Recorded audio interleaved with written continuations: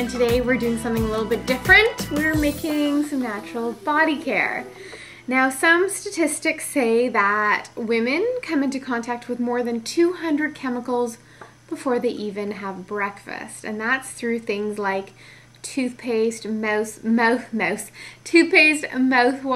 deodorants, shampoo, conditioner, soap, foundation, eyeshadow, eyeliner, mascara, the list goes on. So depending on your routine, that is possible. And there are many organizations out there, the Environmental Working Group for one, which are proving that the chemicals we are exposed to are the greatest risk to our health.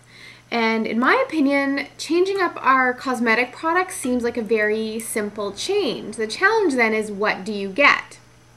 Well, I always like to go with homemade.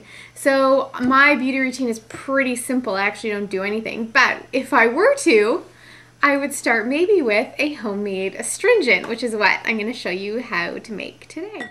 Okay, so making an astringent from scratch is very, very simple. What you want to do is start out with a variety of herbs that are soothing, skin friendly.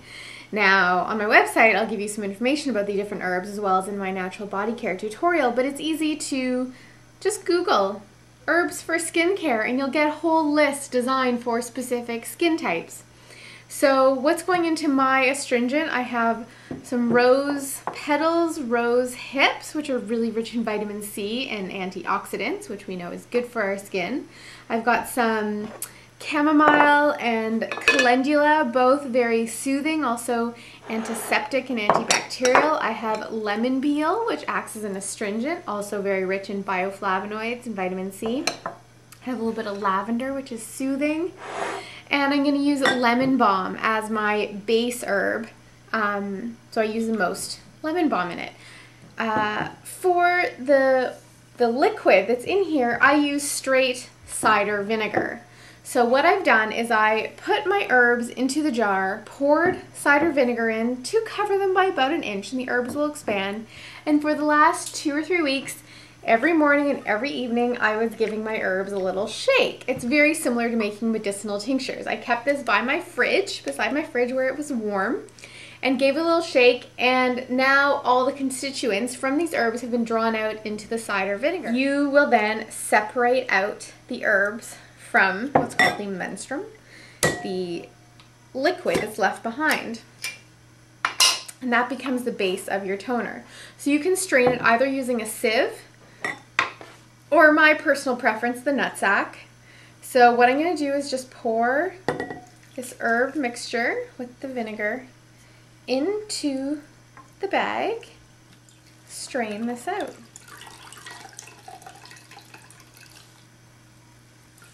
So now that I have, this is the toner, the leftover vinegar, it's all strained out, and I will pour it into a jar for storage. Now, you definitely don't want to use this vinegar straight on, full concentration on your body. It would burn. Now, the benefit of cider vinegar is that it's very balancing for the pH, so it helps with the acid, alkaline, oil, dryness balance, both inside your body and outside.